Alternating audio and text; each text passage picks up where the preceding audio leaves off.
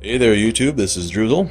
This is my new Samsung 34-inch quantum dot display. Super freaking curved, 100 hertz, AMD FreeSync.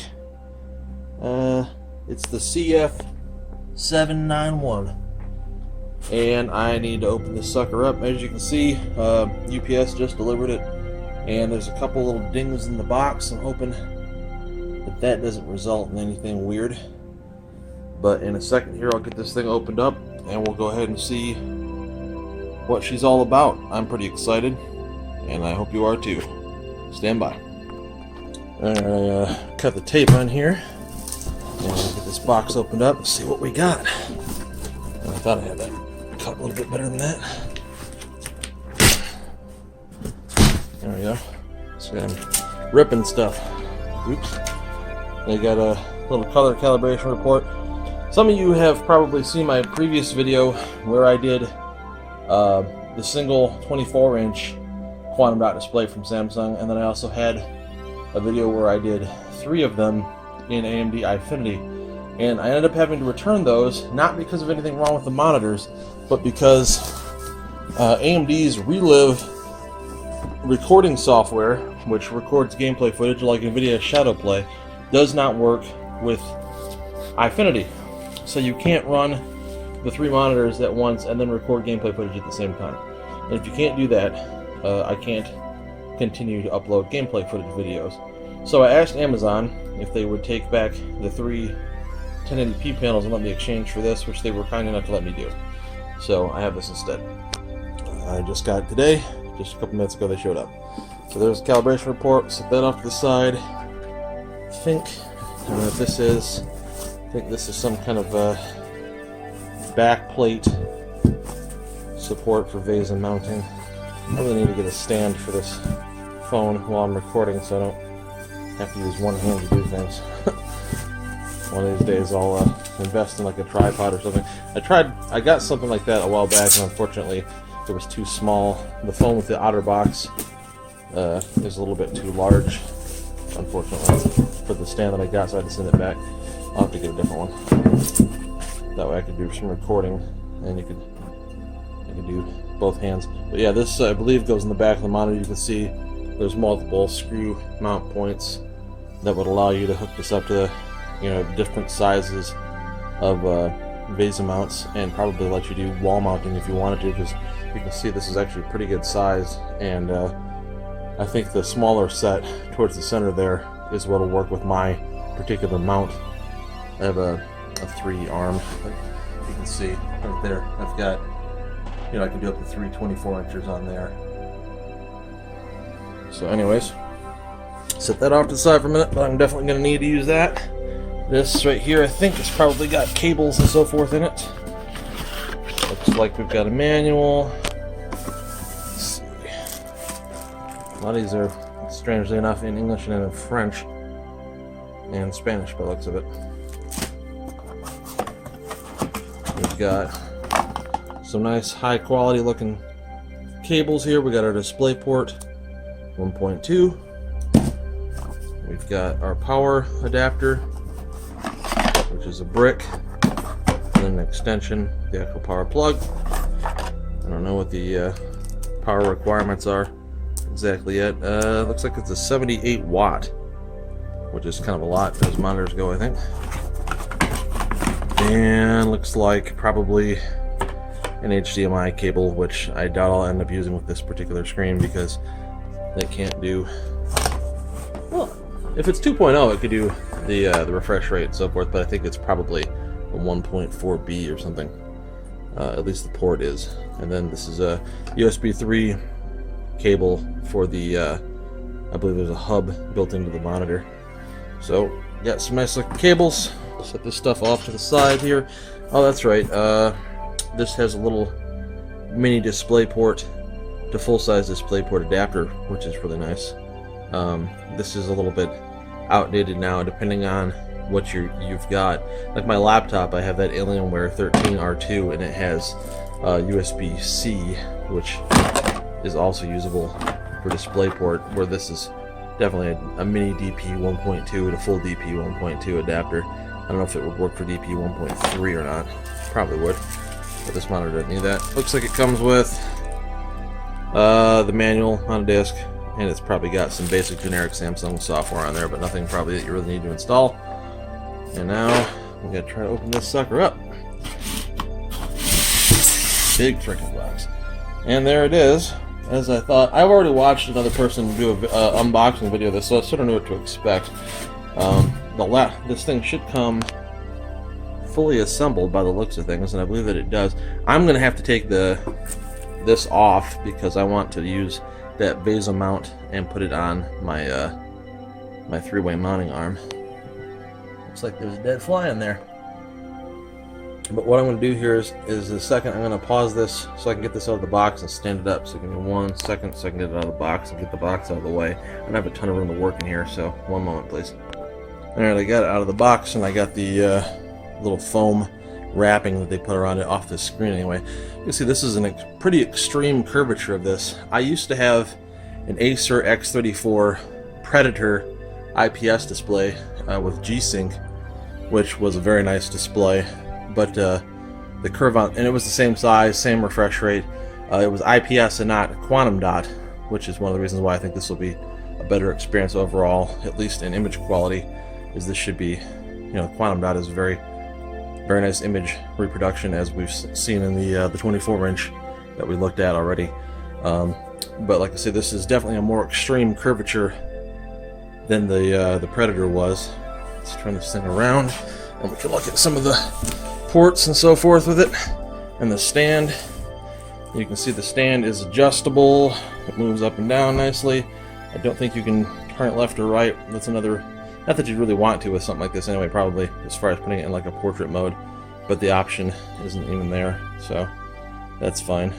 Looks like it's a pretty nice sturdy stand. Again, for people who buy one and plan to use the stand, that's fine. I'm not going to, but that's me. Let's see what we've got. And here we've got, it says, I'm trying to get this to focus. My phone is being a jerk. Okay, so we got our power input on the far left. 1 HDMI, 2 HDMI, display port in, and then our super speed USB 3 input, and then there's some sort of a service port, it says. And then we've got a couple USB outputs, and there's actually an audio output, so like if you were to run audio over your GPU's HDMI to this, you can then plug in like headphones to the back of it and get audio that way.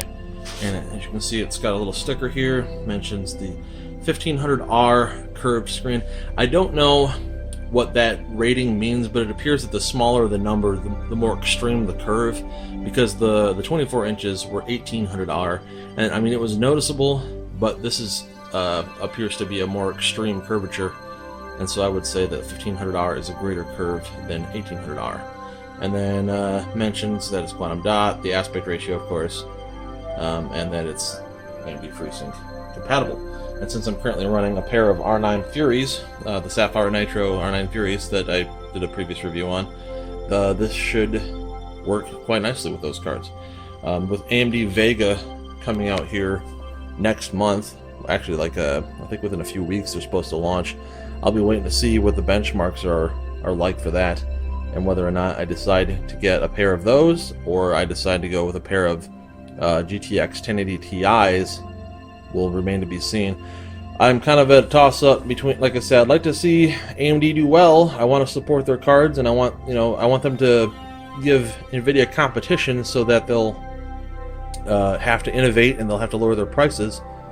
But if they can't compete with the high-end performance, I got to have that performance. So we'll see what happens here in another month or so. It'll probably be a couple months at least before I can get whatever new cards that come out, because I don't want to get reference cards. I want to get whatever second generation designs they launch. Usually have better cooling, usually have more overclocking options, more input power for better overclocking and that sort of thing, more power phase boards. For the 1080 Ti, I would probably go with EVGAs for the Win Edition. I was going to do classified, but they're quite a bit more expensive unless you do like a custom BIOS and water cool it. It's like you really can't get the overclocking potential anyway. and I don't have a lot of that kind of stuff set up. That sometimes is over and beyond what I feel like dealing with. And the Formula 1 edition is still a pretty good overclocker and doesn't require any of that nonsense. From AMD, if the RX 490 ends up being a competitor to the 1080 Ti, which I can't tell yet if that'll be the case. From early reviews, it sounds like it's more of a competitor for the 1080, in which case I probably will have to buy 1080 Ti's if I want the best performance. But I would go with Sapphire again, because I think they're pretty much the best brand from AMD OEM resellers, and that's probably what I would end up with. So anyways, I gotta figure out how to take this stand off, because from what I can see, I'm not sure how this even works. I mean, that back plate, I don't see where it goes, so I'm gonna have to look at the instructions here and figure out how to put that on.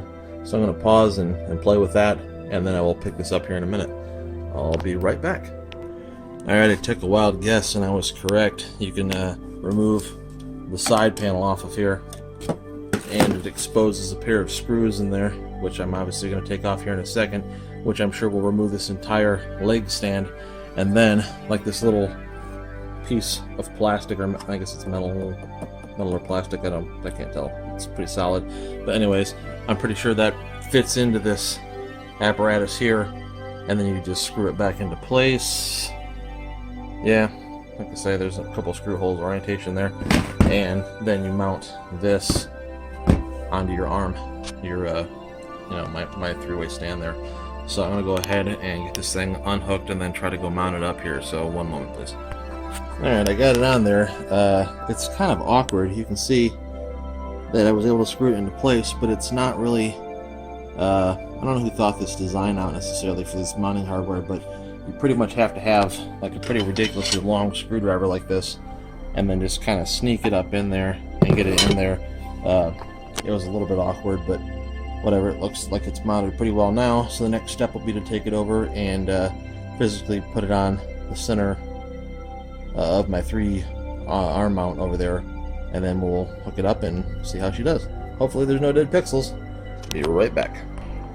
Okay, so I have it mounted on here. You can see the way I ended up having to do it here is that I use 4 thumb screws and use, like, the smaller, I don't know if you can see this one at the lighting isn't really good back here, up a little bit, but yeah, the inner screw set there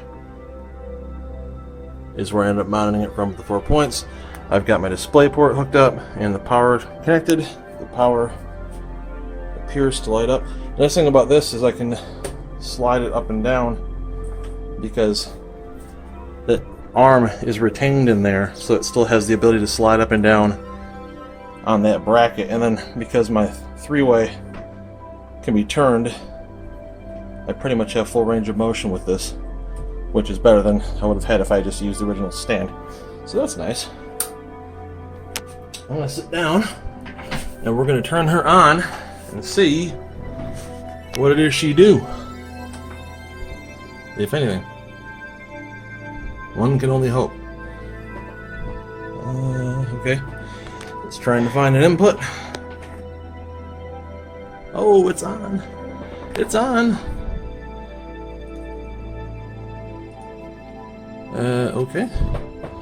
Looks like it's got a little. Let's see. A little mention of optimal settings that you should be using, basically. We'll go ahead and set that in our advanced display settings. Set it to 100 Hertz. And it appears to work. I'm not seeing any dead pixels. It would appear to definitely have that lovely dark black we've come to expect from Quantum Dot. Let's look at our menu options, because I have used those 24 inches. This is pretty much the same. What is Magic Upscale, I wonder? Enhanced picture detail and vividness. Already. I don't know how those work, but I'll try one of those out for the fun of it. And I think we probably have to turn on FreeSync. Yep, I'm going to turn that on. Ultimate Engine. Flickers might be recognized in some gaming conditions. Well, we'll see what happens. Hopefully it didn't just do something weird. Okay. Any other options I want to play with? They've got settings for the sound. In case you want to mute like the speakers. And I imagine the speakers are probably pretty awful. Eco Savings Plus, which is like a power saving setting. A timer to make it shut off if you want to, apparently. AV to enlarge the picture. HDMI mode, which I'm not using HDMI, so that doesn't matter. Source detection is automatic. Key repeat time, I don't know what that means. Response of rate when you press a key, that seems kind of like a dumb thing to have, but whatever. Power LED. Looks like most of these are kind of, and they got a picture-in-picture mode, that's cool. I don't know. Let's see. I was looking for like something for adjusting the, well, it says they have an HDMI black level, but apparently DisplayPort just does it itself. iSaver mode is off. Response time is faster. I would like fastest. Game mode. Oh wow, game mode looks kind of like crap. It's like a... Not sure what game mode does on this. I'd have to look into what the settings are for exactly, but okay. Anyways, definitely seems to work. Like I said, the curvature is certainly more noticeable than it was on my X34 Predator. I'm going to close out some programs. I had just booted the machine up. And I guess what we'll do is try to load up a game and see how it does. I should make sure FreeSync is enabled as well, and I'm going to shut Relive off. Okay, it's off. Okay, it's already on. Doesn't support VSR, I guess. This is a non-standard resolution to most drivers and most programs. They don't really recognize 21:9 real well yet. Skyrim will work if you run like an INI plugin program to make it work, but otherwise you'll get menu issues in Skyrim. I would play this game called Balrum, which I'm not going to bother to load up on here because the graphics are actually terrible, but it's like a top-down Diablo clone type game. It's like $7 or $8 in Steam. Little shout out to them. I would recommend it. I kind of think it's a pretty enjoyable game, but that'll be up to you if you decide you're into it or not. Anyways, maybe we'll do the Agony demo. I don't know if it supports 20:9, but it should look pretty good on here if it works.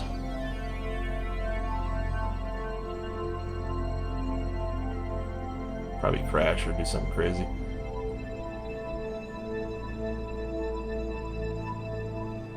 That's loading. That's nice.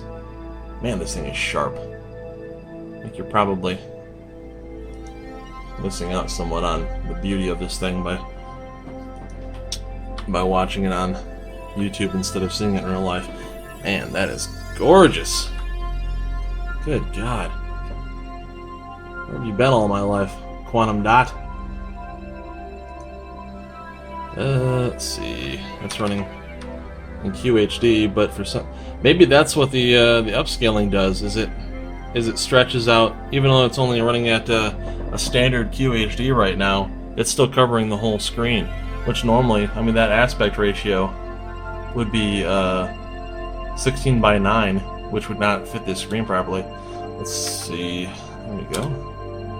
Confirm. Didn't look like it changed much. That's interesting, though. I just wonder if that's what that setting did in the OSD. But let's go ahead and load up the demo level. Holy crap, this thing's gonna be great for like, I don't play Elite Dangerous, but games like that I bet would be awesome on here. Or Star Citizen as well. Although these R9 Furies struggle with that a little bit, depending on what resolution you're trying to play at. Oh my. This thing's big enough, it's barely, like I have to sit back from it to capture the whole thing in my phone.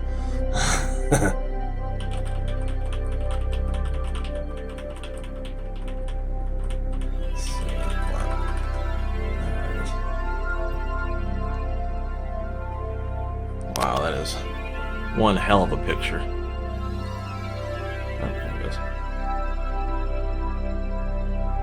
Now, I don't know how well this is going to translate to the recording. It's pretty smooth on the monitor, but it appears to be a little bit jerky in the recording. I'm recording at 60 frames a second, and I don't know what like actual frame rate I'm getting in the game itself, but the monitor runs at, obviously, we saw 100 hertz, so there may be some slight difference in how that translates to the recording I'm making. But yeah, man, this looks incredible. Wow. Like, you'd almost have to sit back from it to take it all in. And the color reproduction on this is 125% sRGB, so this is about 25% better looking than like a top-end IPS panel. You'd have to put them next to each other to really be able to compare them. But I've compared these, for instance, with like OLED. My Alienware 13 has a OLED panel, and I'd say that OLED is a little bit better, but it's very marginal. And these are, you know, obviously available, whereas OLED is not. For those of you who are looking to purchase one of these monitors, they do seem to be flying off the shelves really fast and hard to get a hold of. First I had to return the 31080p's that I had, and then I had to put in an order for this after they did my refund. But Amazon at least is getting these in stock, maybe like 4 to 6 at a time every other day or so, but they're gone in like an hour. I ordered mine yesterday morning, and I'm a Prime member, so like my overnight shipping was pretty cheap. But it seems like it wasn't even an hour, and they were out of stock again.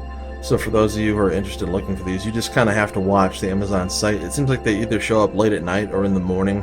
That's probably when they unload their trucks and get new stock accounted for.